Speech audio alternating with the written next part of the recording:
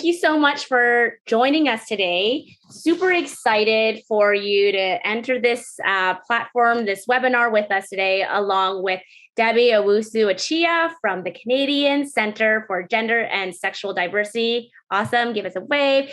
We have Lee Airden, Assistant Professor, Gender and Sexuality Studies in Education, Faculty of Education at Queen's University, and also the co-founder of Gigi.ca. Lee, give us a big wave. Thank you. We also have Jessica Wood from the Sex Information and Education Council of Canada, SECAN. So many acronyms here. Jessica, give us a wave. Thank you. We also have Karen Trotter, a colleague of mine here at OFIA, an educator, school board consultant, and OFIA ambassador. Love wearing her lovely OFIA her lovely OFIA shirt. You're here for an hour-long Q&A session to learn and share strategies for providing inclusive human development and sexual health education and considerations for creating safe and supportive in-person along with virtual learning environments. My name is Andrea Hayfley, and I am a curriculum consultant here at OFIA. I use the pronouns she, her. Before we get started, I just wanted to share that OFIA works across Ontario's education system in classrooms, in schools, and in school boards, working directly with educators such as yourselves, principals. We probably have some in the room right now, school board leaders, public health professionals, and provincial stakeholders to bridge policy and practice, often in partnership as we are doing today. The session will focus today on answering your questions through a moderated Q&A session with subject matter experts and educators.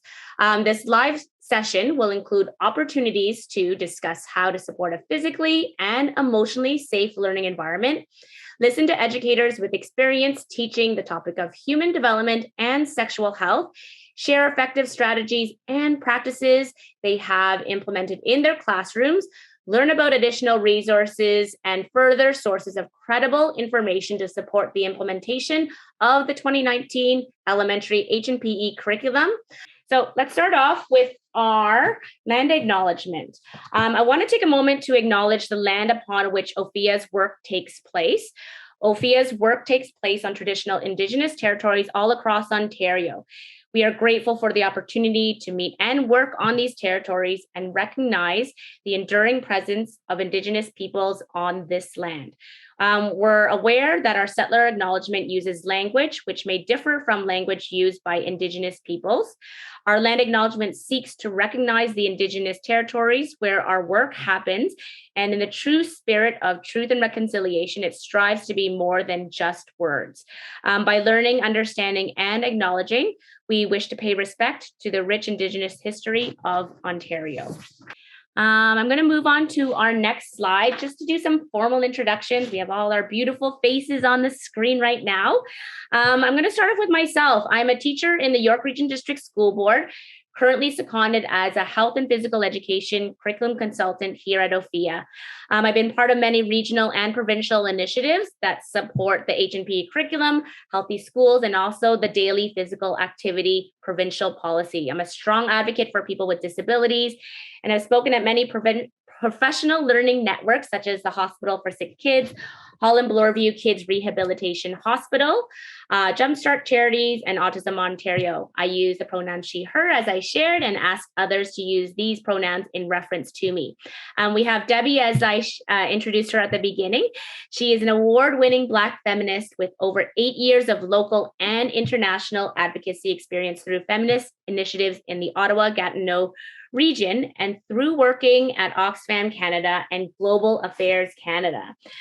She became the new executive director at the Canadian Centre for Gender and Sexual Diversity in July 2020. You have many fans, Debbie, eh? You have a big fan group following you. I know that.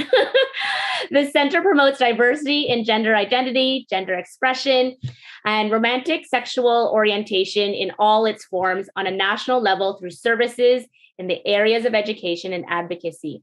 Debbie uses the pronouns she, her, and hers, and also asks others to use these pronouns in reference to her. Okay, I'm going to call you doctor because I think that's like, you know, Dr. Lee Airden, but Lee's great. Please. Okay, we have Lee here. They are an assistant professor of gender and sexuality studies in education at Queen's University in Kingston, Ontario. 10 years ago, Lee founded They Is My Pronoun. So Lee has curated a bunch of resources. We will share that at the end, so no worries with that. They Is My Pronoun is a Q&A based blog about gender neutral pronoun usage and user support, and received a 2017 Youth Role Model of the Year Award from the Canadian Centre of Gender and Sexual Diversity in recognition of their pronoun advocacy work. Lee is also the founder of the No Big Deal campaign, a national social media initiative that helps people show support of transgender people's right to have their pronouns used. So in 2021, Lee and their research team launched Gigi, the first, so it's gigi.ca, the first bilingual self-advocacy resource for K-12 students who are experiencing gender expression and gender identity discrimination at school. As a researcher, blogger, advocate, and speaker, Lee focuses on enabling individuals and institutions to welcome gender and sexual diversity in everyday life. Lee uses they, them pronouns and asks others to use these pronouns in reference to them. Okay. My goodness. Like, I need a glass of water, Lee. Okay, we have Jessica here with us today. Jessica Wood is a research specialist with the Sex Information and Education Council of Canada, so CCAN. In this role, she conducts research related to sexual health education and helps to develop resources for educators, such as the Canadian Guidelines for Sexual Health Education. Jessica has an extensive research background in sexual health and relationships and received her PhD from the University of Guelph. Jessica uses she, her, hers pronouns and asks others to use these pronouns in reference to her. Super excited to also have Karen Schroeder. As I shared, she is also a colleague and friend of mine. She is the consultant for student health and well-being for the Conseil Scolaire Catholique. Did I say that right in French? Yes. The French Language Catholic School Board for Southwestern Ontario. She has been teaching for 26 years, 21 of which has been dedicated to the delivery of HNPE from JK to grade 12. She is an OFIA ambassador, a longtime member of the Safety and Injury Prevention Advisory Committee and of the Ontario Association for the Support of Physical and Health Educators executive. She's passionate about the health and well-being of all students and staff and advocates strongly for quality daily physical education. Karen uses she, her, hers pronouns and asks others to use these pronouns in reference to her. So we have a stacked panel. Super, super excited to be able to be on this panel and moderate it for all of us. So we're going to get started. And before we start going through the themes, I wanted to just acknowledge the education sector right now. Over the last 2 years, as one of the subject associations for HNPE, for the HNPE curriculum, we recognize that there has been many unique challenges teaching the human development, sexual health topic area across our province. At OFIA, we recognize that there is both a continuing need and an opportunity to support educators with the updated human development, sexual health support, such as lesson plans for grade 1 to 8 in both English and French, and learning opportunities such as these to help support these updated lesson plans. Thank you to all the participants for submitting your questions, and excited to moderate as we learn and share these strategies. Let's get started. So our first theme that we have today is about physical and emotional safe environment. I wanted to talk about how to create an inclusive environment for teaching and learning. And as an educator, I wanted to share that it's really important to create this inclusive and accepting learning environment where all students can feel comfortable, right? And that's harder than just saying it out loud. And that's what we're here to talk about. There are many questions that were submitted beforehand on how educators can support students to feel safe, accepted, and included. I'm going to share the mic right now with Karen, because I think you have some really good speaking points in regards to where do we get started? How do you create this physically and emotionally safe environment? Karen, I'm going to share the mic with you. All right. Thanks, Andrea. And it's a pleasure to be spending some time with all of you this afternoon. And thank you all for joining us to discuss this very important topic. So a physical and emotional safe learning environment is so important that it is actually one of the 5 fundamental principles that we find in our H&P curriculum. And this fundamental principle, states that physical and emotional safety is a precondition for effective learning in health and physical education. And so we know that students learn best in an environment that is physically and emotionally safe. And we as educators need to provide this safe environment by emphasizing the importance of safety, by treating all of our students with respect at all times, by being sensitive to individual differences, by following all of your board safety guidelines and protocols, by providing an inclusive learning environment that recognizes and respects the diversity of all of our students, and that accommodates the individual strengths, needs, and interests of each and every one of our students.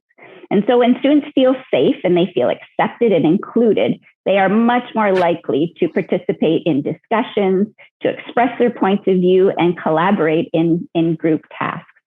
And so one strategy that I used every year was co-creating a classroom set of, let's call them, an agreement or behavioral norms.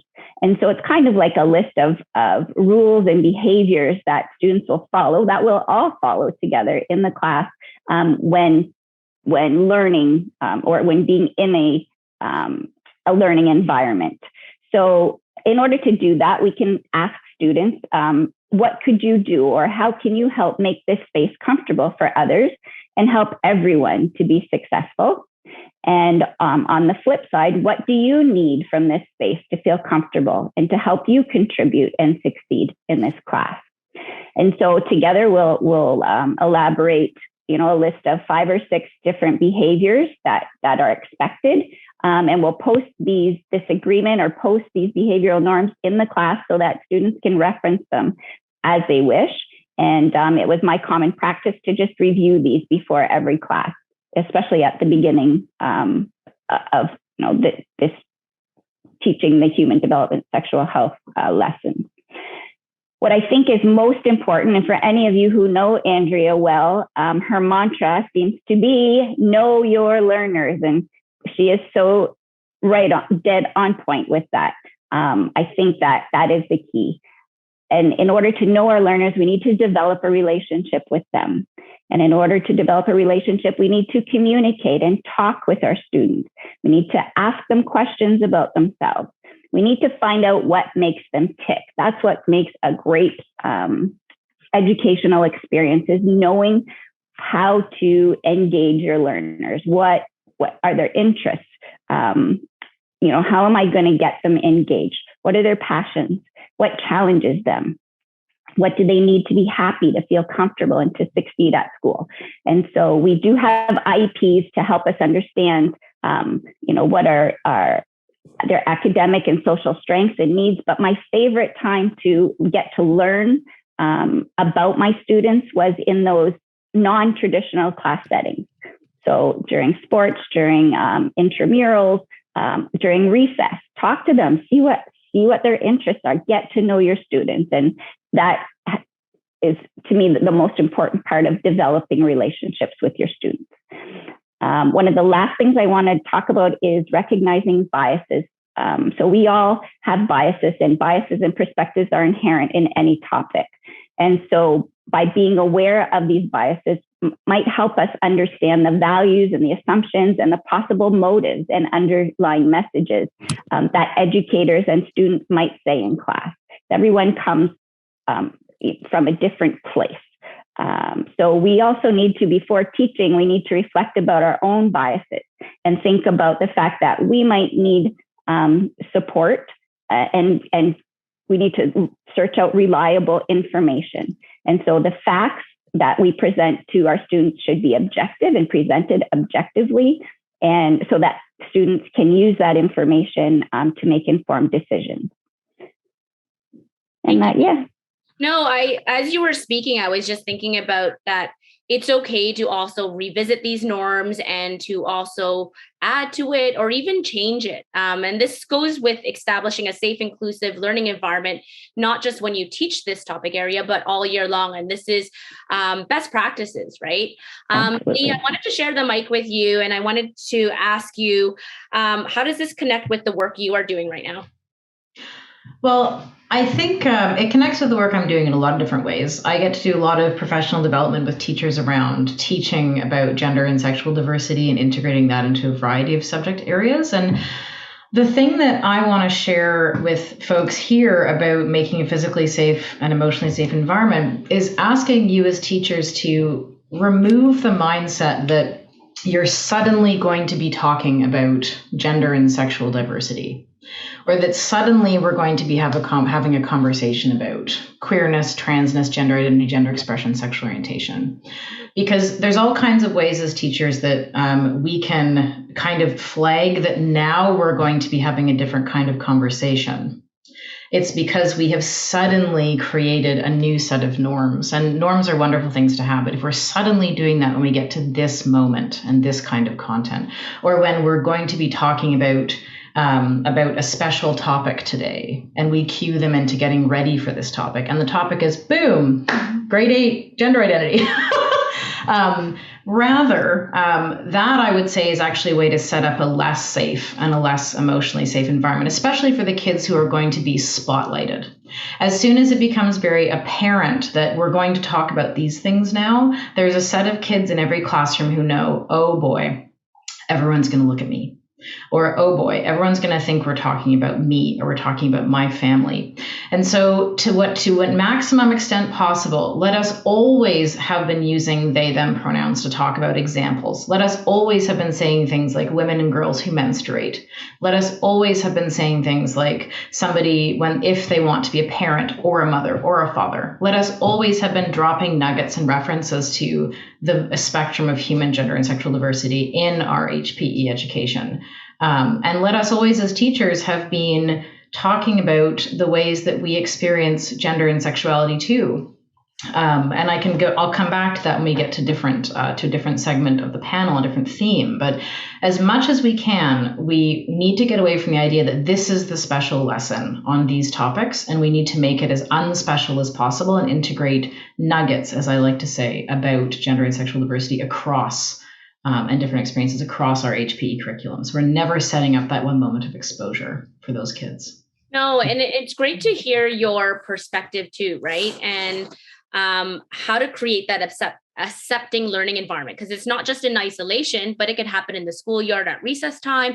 It could happen in another subject area, in the walking in the hallway, right? And I've seen it amazingly done with teachers who just do that from the get-go in September, right? And it sets everyone up for success themselves too.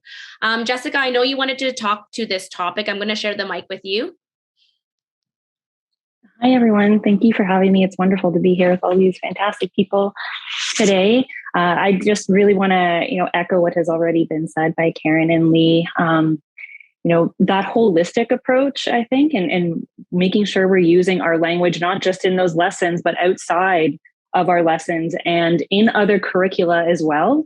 And taking that with us to other parts of our education, I think, is key to this holistic approach to teaching and understanding, the diversity of human sexuality and gender expression and identity, but also creating a safe learning environment in the school in its entirety.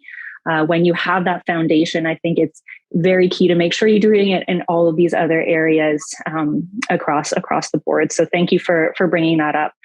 I also wanted to just touch on, kind of a piece that Karen mentioned around knowing your learners. And, knowing your learners, I think also comes down to thinking about what are the relevant things that they need, that are going on in their lives now, that they need to talk about. And sometimes those things change very quickly and may not, line up in perfect ways to where the curricula is at the moment, but there's definitely ways to bring those things in. And I think we need to especially be thinking about that as we move through the pandemic and what's been going on with youth in the pandemic, and how different aspects of the pandemic have impacted their lives. it's impacted their mental health. And we know that that's related to sexual health. And, we know that there's higher rates of things like gender-based violence. We know that youth are coming into the classroom with a lot of different things going on. And it's really important to kind of think about how those are going to be integrated into the sexual health and education, physical health and education lessons that are going on in your classroom, because then you're also creating an environment where it is very relevant for them. It's, this is what's going on in their life right now. And, it's really addressing those changing needs. We know that the pandemic has really impacted the way that youth are engaging in their relationships. How do they connect with someone and sexually and romantically? And how do they navigate boundaries? How do they talk to people? How do they navigate and use technology? Those things have all changed, and there's benefits to some of those, and then there's additional challenges. And so bringing that up, integrating it into the classroom, I think is very important. And also thinking about how we do some of these things in person and online when you're teaching, because as you mentioned, Andrea, educators have had to do all the things, and it is challenging. And even, thinking about things like what kind of privacy youth have at home to have these lessons, and what kind of support they're having at home in their space, who's there to support them and who's not. So being able to connect with parents and talking through those things is very important. Planning for disruptions online, I think, are very, very key as well. Trying to figure out how to moderate online sessions and what that looks like in person versus in online spaces is challenging. But there's also, we do have some resources for that as well. But I think it's very important to kind of consider what that might look like. And if there's people in your school who have access to some learning strategies, to share those amongst each other so that we can, kind of bring those into the classrooms more thoroughly. No, thank you. And as you were talking, it just reminded me that taking that time to understand not just the age development, but the stage where they are at, right? And understanding that it's been, for some students or many students, 2 years without learning in this content area. I really liked how you mentioned in terms of getting to know the learner and who is behind the learner that you might not see, right? And we have to understand that these students belong to families and caregivers and whoever lives with them at home in that home environment. I'm going to move on to a few other questions that were being shared as participants were registering, recognizing the parent role. Right. And Karen, I'm going to share the mic with you. But before I do that, I wanted to note that parents and caregivers are the primary educators of their children, their youth, with respect to learning about values, appropriate behavior, spiritual, personal beliefs, and also traditions. And sometimes for many of our students, parents and their caregivers are their first role models. I also wanted to talk about building that physically and emotionally safe environment for these families. And what does that look, sound, and feel like in regards to understanding also our board's policy, and also how the human development sexual health topic area is positioned in the curriculum. Karen? Thanks, Andrea. As we mentioned earlier, these are not things that we just start to do as we begin teaching human development and sexual health. These are practices that should be ongoing, throughout the whole year. So relationships with parents need to start being developed at the beginning of that school year, and just nurtured throughout. So what is so important is just developing that relationship with families and caregivers, and it needs to be a trusting relationship. We have to gain their trust. We have to communicate with parents and be transparent with them. And there are many different ways to do that. Some teachers use letters, and some will write, weekly blogs or monthly blogs. There's the opportunity to offer parent information nights. And we have now the technology, and parents are used to connecting virtually. So we can, if we're not able to do, to connect in person, we can connect online. But it gives them the opportunity and be available to answer their questions. So just let them know that we are in this together, that we're there here to support them, and that we always have their child's best interests at heart. when it comes to teaching this subject, to me, it's very important that we share with them the curriculum expectations and the topics that will be covered this year. And hopefully, by sharing these topics with them, they will take the time to sit down with their children and have the discussion addressing these topics through the lens of their own family's values and beliefs. And so I also think this will help make kids a little more comfortable once they get into the classroom, because if they've been talking about these subjects with members of their family or with a trusted adult, they're not hearing new vocabulary or talking about new topics in front of their peers for the very first time. And so by engaging parents and creating that I'll call it a working relationship, but it's really a reciprocal relationship where we help each other out to meet the needs of our students and of their children. It's a win-win situation. Thank you, Karen. And that actually jumps right into our second theme in regards to our sex, gender expression, gender identity. I do see a question in the chat. I just wanted to remind folks that we do have a Q&A feature on the bottom of our Zoom toolbar. So if you do have any questions, jump into the Q&A. We'll try our best to answer it to the best of our ability, live and or through the Q&A feature. In our next theme, sex, gender expression, and gender identity, I wanted to note first that the updated human development sexual health lesson plans have been written using gender inclusive language to avoid reinforcing gender binaries, and also, most importantly, to respect the diverse identities of all of our students in our classrooms. We recognize participants have submitted many questions within this theme, which is why I wanted to highlight that. I'm going to share this with Debbie right now, because I know this is your jam. Take it on. Thank you so much. And I just wanted to say, shout out to my co-panelists for absolutely rocking the first theme, because I feel so much of what they spoke about kind of ties into this theme already. For example, Lee, you talking about the fact that when we talk about gender and sexual diversity, it shouldn't be this surprise, and nuggets, I think, is the way to go.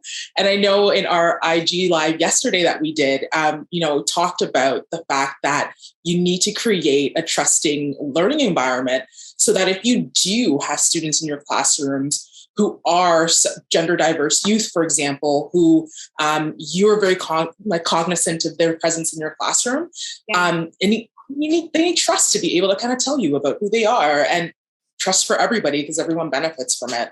And then also just really understanding the challenges of learning in a hybrid environment versus in class, and that in some settings, some students can be able to talk about these things out loud with a parent nearby, and for some they can't. And so really, really love that all of you touched on those things and just put a big smile on my face.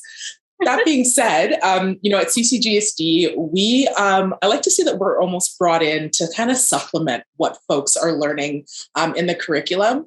And we also come in sometimes where teachers really feel like the students might benefit from having folks with lived experience within the LGBTQ community kind of talk about gender and sexual diversity, but centering queer and trans experiences at the same time.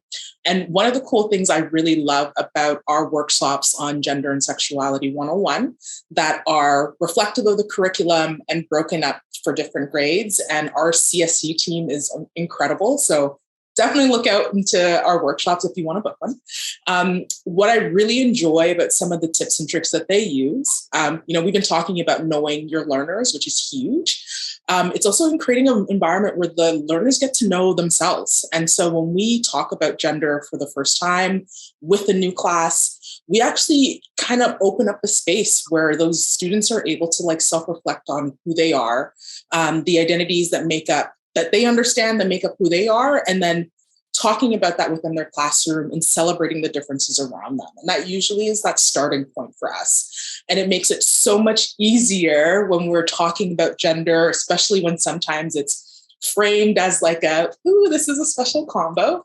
It makes it much easier for us to kind of delve in and kind of talk about unpacking our traditional understandings of gender, especially if it's coming from a biased understanding of gender, and, letting people know it's your understanding of yourself that gender expression is how you tell that story to the world. And depending on the age group, we'll talk about where that might come into with attraction and constructions like a social construct. Yep. But what we do that is really awesome as well, and this also reflects in some of our intersectionality programming, is the fact that our cultural norms inform our understandings of gender. And that is something that's important for people to understand too, is that these norms exist. But at the end of the day, we want to celebrate difference, and the language that we use is supposed to also reflect that as well. And so my colleagues did a good job at the beginning. I just wanted to add those additional nuggets there. But I think there's an important message for the educators that are present today, is that language is super powerful. It's extremely powerful in ways you don't understand or do. And that's why when we move to using gender neutral language, and the fact that it's reflected in the curriculum is exceptional, because it's more accurate in reflecting the ways we talk about bodies, the way we talk about genders, the way we talk about sexuality, broadly speaking. And it allows everybody in the room, the classroom especially, to feel like they're part of the conversation, and we're not further othering people. And that has historically happened before. And I think it's important for us to acknowledge that. And so where we're going is wanting to create a space where we're not further causing harm and preventing that othering from happening in our classrooms. No, you said something that just that really resonated with me, in terms of that one or two particular student in your classroom can see themselves, right? And not just see themselves in this topic area taught in the last 2 months of the school year, but going from how you co-create stories that you pick, the books that you choose in your language arts program, when you are staging in terms of naming names and using pronouns and using those they, them pronouns all throughout the year, that students are being exposed to visible and invisible differences, and being able to respect that among each other in the school community that are in. So thank you so much for sharing that. I also see that in the chat, my colleague has also shared your link to CGSD for the workshops. And I also wanted to note that the lesson plan that OFIA has for the Human Development Sexual Health, check out the teacher's notes. There are many resources in that section that can help support educators in terms of how to teach it, resources and curriculum that you can actually resort to and also reference. Thank you so much, Katie. I wanted to share the mic with Lee, as I know this is something that the GG.ca project that you found supports this area. Yes, indeed. I'm here. I am co-founder of GG.ca, but I'm also a teacher educator and somebody who does this work. So I'm going to speak mostly from that lens. But wonderful, Andrea and co shared all the questions that were submitted in advance. And on this theme, many of them do ask us about, how do I introduce? How do I first start? How do I incorporate new language? Best way to sort of start out talking about this, and what do I say? And in my practice, that is a very common question. And it does reflect an idea that we do have a moment when we talk about this stuff. And I particularly want to recognize we're in an elementary related session today. And the real power of HPE in elementary is thinking about it as every teacher's responsibility, and of cross-curricular connections and having informal conversations all the time. So I want to invite you to think about how I want you to think about this like there's actually no one lesson where this is happening, right? I added a rather beefy comment in the chat where I talk about how we don't have to have a first moment when we have said trans, or when we've said two mums, or when we've said words that we think are going to cause a thing, right? We actually have a practice all the time of always making factual claims and factual kinds of statements about who is in the world and who we assume is already and always in the room with us. So when we're talking about bodies incidentally with students, or when we're teaching about things like family structure, even when we have things like some families, many families, some people decide they would like to be a parent and some people don't, and that's okay. Or some girls do feel that way, not all of them. Every moment where we are using our little hedges, our hedge words like some and most and many and might, we are doing an incredible thing because we are opening up to who could be with us. And we are not foreclosing any of the ways that our students or their families may experience gender and sexuality, whether now or in the future. So to all those folks who ask these really pressing questions about, oh my goodness, what do I say when I get to that? I actually invite you to think about how you're always talking about gender already. Most conversations with children are about gender. They're about who gets to play with what, or why does that person look that way, or who are my friends, or what are my interests, or what are the kinds of things I'm into. And those all come back to gender and to how kids see themselves in relation to others. So when you're having those conversations, use some of that language to broaden out those claims. When they make a hard and fast rule about, oh, well, you can't do that, or that's for boys, or whatever, which they do, say, oh, I didn't know that. Of course you did. But you are performing that you don't, and asking them to back that up, and they can't. So instead of the lesson fixation of when I get to that, how do I talk about it? Let us have a practice all the time of broadening our claims, using ways of little words that aren't even the ones you're thinking about when you ask us for terminology, to make sure we're having a conversation that includes everyone and raises questions for people to keep in their minds and hearts, because maybe they're just some of those, that maybe they'll grow up to be a part of those some women who don't have children, and that is cool, and that's as significant as some of them may be trans. So that's what I'd say. Lee, I can listen to you forever. Boy, don't tell my partner. She's like, it's unhelpful when people say things like that to you.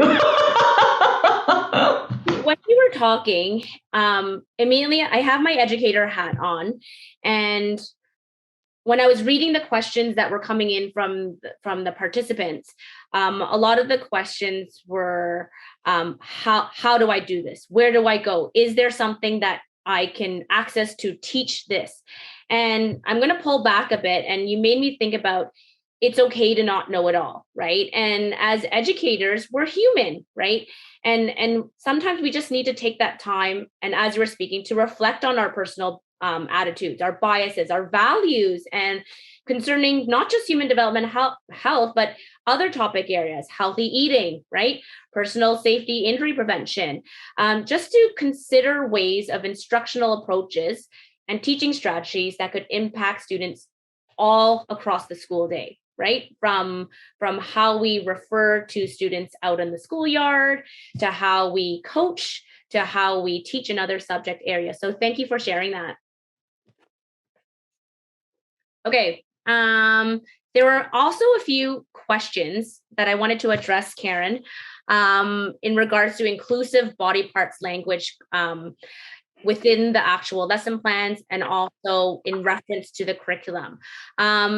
It also ties into this second theme in regards to sex, gender expression, and gender identity. I was wondering if you can touch a bit about the human development, sexual health lesson plans, and how they have included inclusive body parts language, and why. Okay. Thanks, Andrea. And I'm opening up this to my colleagues. Please feel free to add, because I'm definitely not the expert in this particular area, but you obviously are. And like Andrea, I could listen to you speak all day. So when we talk about boys and girls, that language is very gender interpreted. And we try, especially in the new lesson plans, we try to speak more about using anatomy rather than gender. So we talk about bodies with or people with language when we are talking about developments and changes during puberty. And when we use this type of language, it allows for discussion of the diversity of people's body parts and how they experience puberty. So as Lee mentioned, we can say, many girls have babies, but not all girls do. Okay. And many, so I loved what you said there with those bridge words, Lee. So I encourage all of you to make those part of your daily vocabulary when talking about these, when we're talking about different body parts and whatever. Not everybody is born exclusively male or female. We have to remember that. And some of the students in our classes don't feel that their physical body matches their gender identity, which can totally lead to increase in stress and body image concerns as they go through these changes during puberty. So we need to be cognizant of this and be respectful and just use that inclusive language when we're teaching these lessons. Thank you. For the people who are in the room, I just wanted to remind you, feel free to jump into the Q&A feature of Zoom. Ask the questions that you have. Now's the time. You have access to an amazing panel of speakers right now. I'm going to jump into theme 3. Thank you, Karen. This leads right into theme 3, which is teaching and learning strategies and resources. Tons of questions in regards to how do we teach human development, sexual health meaningfully, and also understanding this topic area from an educator's perspective and just finding, okay, what resources are out there or strategies to teach this? I want to first off go back to the curriculum and highlight a specific area. At the back of the curriculum, and my colleague's going to put the link and also the page number in the chat box, is Appendix D, the Healthy Living Learning Summary Key Topics. And I have it right in front of me. What I really like about this section of the curriculum, it gives the scope and sequence of the learning from grade 1 all through the grade 8. And you can see, not just in human development, sexual health, but all the 5 different topic areas from healthy eating, personal safety and injury prevention, substance use, addictions and related behaviors, mental health literacy. You get to see what the students are learning in grade 1, grade 2, and why they are learning this specific topic area in this way in grade 1, and how it's connected in grade 2, and how it can lead to the scope and sequence of learning as they move from primary, junior, and intermediate. So check that out. I also wanted to share that yes, there are some topics in the healthy living strand that require careful consideration for program and planning and instruction. But after I had an aha moment when Lee was talking, is that positive experiences should be happening across the whole school day. And it is our role as educators to really ensure that we create that safe and inclusive, supportive environment all the time. Okay. I'm going to share the mic with Jessica right now, just to talk about in regards to just the teaching strategies and resources that your organization has to support this theme. Thank you. And thank you for the incredible conversation that is occurring right now. I do really like the term hedge words as well. And, that's something that we use often in our house. And it's my favorite way to talk to little people. So thank you for bringing that up. So in terms of, teaching strategies, best practices, I'll talk just for a minute about some of the resources, and then I want to, kind of come back and comment on some of the things and bring it together and talk about some approaches. But so CCAN has the Canadian Guidelines for Sexual Health Education. I always have these resources on my desk, so I can actually hold up a hard copy. And so it's a pretty long document, but it also describes some of the core principles of sexual health education. So, it's kind of addressing some of these ideas that we're talking about. So it's not necessarily all of the, nitty gritty pieces, but what are the key things across the board we need to be thinking of in terms of, who's included and what kind of messages are we giving and who's accessing the information, and making sure that those things are occurring. And then we can get into some of the more nitty gritty as well. And so we've got also another resource called Questions and Answers, Sexual Health Education in Schools and Other Settings. And this document provides research-based answers to 24 different questions that educators often have about sexual health education. And a lot of the time, you might use this in classrooms with students, but you may also use it in more advocacy roles and policy roles with board members, with, administrators, where you have, or parents, where you have to answer questions about why you're doing certain things. Why is this part important? Why does my child need to be learning this? Why do we need to be including it? There's tons of information here about those kinds of issues and each kind of different topic in sex ed and why we need to include those, and evidence-based research outcomes. And in terms of like the specific, application pieces, we also have a sexual health education portal on our website that links people to a ton of resources based on different topics that they're interested in. So you can find like different fact sheets and videos and all of those things based on topic, and you can look at it. Sometimes it'll say like whether it's an age, what age range it is as well, but all of those have been looked at and kind of meet a general understanding of these core principles identified in the Canadian Guidelines for Sexual Health Education. So there's lots of good resources there. And the last thing I just want to kind of mention here is that, kind of coming back to this foundational approach, is that, as Lee mentioned, it's not just, they're learning about gender all the time, especially young kids. They're learning about gender, they're learning about sexual orientation. They're in these grades, they're learning about the breadth of sexuality. It's not, I think often, people who are anxious about kids learning sex at younger ages, or sexual health is introduced at these younger grades and that makes them stressed, is often it's not, maybe there's not an understanding of what are they actually learning. And it's this thought of, they're learning explicit sexual health behavior information and how to do these certain things, when really they're learning foundational skills that will help them navigate the world as people in relation to other people, learning about who they are, how to communicate with others in relationships, how to respect each other, how to respect each other's boundaries and genders, and understanding there's different ways of being in the world.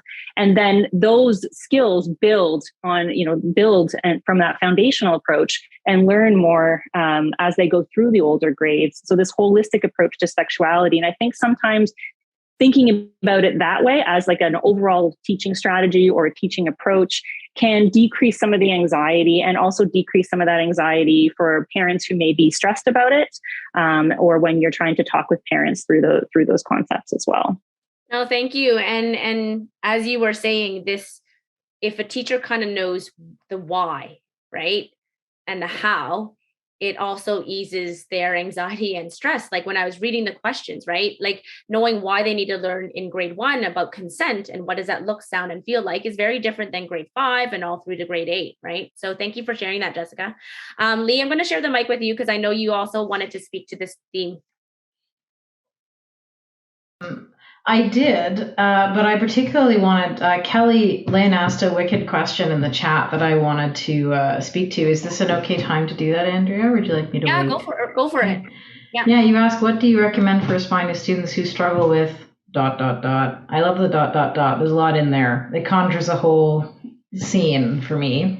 Yeah, it's like conjures struggle with treading sensitively or vocal about their version of truth. So I can very well imagine what you're talking about. And what I encourage all teachers to do is to use the curriculum as your backbone.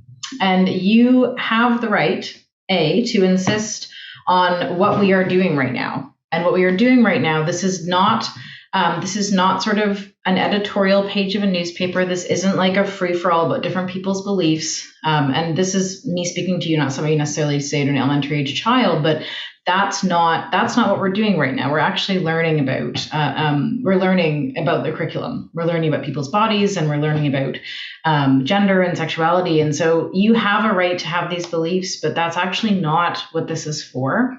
This is for us to talk about what people need to know. And so this is not really the space for that. So I just want to say we don't have to cede the floor to whatever conversation anyone would like to have when we're teaching HPE or when we're having these discussions. Number 2, it is always okay to fall back on your legal responsibility to be providing an environment that's free from gender identity, gender expression, and sexual orientation discrimination. Mm-hmm. So if we have a student who is creating a space that's manifestly not safe for who we have or may have in the room with us, we can always say, you know what, those beliefs are things that you are definitely entitled to have, but my responsibility is to create a learning environment where everyone can participate, and that's not what this is becoming. Mm-hmm. So you are welcome to chat with me about that. at another time, but my job is to make sure everyone can participate in this space. So we're going to move along because this is a space for everybody. So you don't have to entertain that. You can actually bracket that, move that to another space and time, and get back to the work. That's an okay thing for you to do. No, and so thanks for that question. I really think that it's important that educators hear that from you, because it's almost they when I was reading the questions, they want to get permission, right? Permission that, hey, it's okay to validate it, but okay, maybe not this time, maybe later. Or maybe this is a one-to-one conversation. This is not an open mic. Yes. Yeah. Debbie, I'm just looking at the time. We have 5 minutes. Yes. Are you able to share your, what CCGSD and also yourself, your own perspective in regards to teaching strategies and resources? I'm going to give you, is a minute okay? Because I also. Yeah, I'll be real quick. So CCGSD does like playing the role of being a connector, both to the resources that we create in-house, but also to the resources that our colleagues across the country have created. So there's been many a time that we've referenced CCAN's work. So shout out to Jessica for showcasing that. We use it a lot. We also use work from our colleagues at Action Canada for sexual and reproductive rights. In-house, what we like to do is create simple resources where folks can talk about different sexualities and different gender identities. So we have a pronouns guide on our website that I think is one of the easiest tools that are used by teachers that they can actually print out and have in the classroom, especially if they're getting more questions from learners about different pronouns that are used or different gender identities that are used. Yep. I mentioned our workshops. Definitely take a look at the different workshops we have, because again, we like to be there to supplement what you're already teaching. And a lot of young people connect to hearing someone who's probably closer to their age kind of talking about these ideas and concepts as well. Other things that we do at CCGSD too is we actually create environments where young people can learn together from different schools and school boards. And we've been doing that through our conferences and our forums for years, but we've been doing a different twist to them. And even outside of the context of like health and physical education. So one of our most popular forums and summits is actually our queer history forums, where people get to hear about gender and sexual identity outside of that context. It's in the social studies. And it goes back again to creating an environment throughout the entire school year where you're normalizing these things. So it's no longer like a surprise topic that learners have to learn in like on a new day. So definitely take a look at what we have available. And if you have any questions, let us know. Thank you. And I just looked in the Q&A. So we do have a participant handout. Folks, I'm just going to share my screen right now just to make sure that I stay true to the time. Let me just see. Share screen, making sure I choose the right one. Do you see the screen, the slide deck? No? Wait, let me just see. Sorry about that. Okay.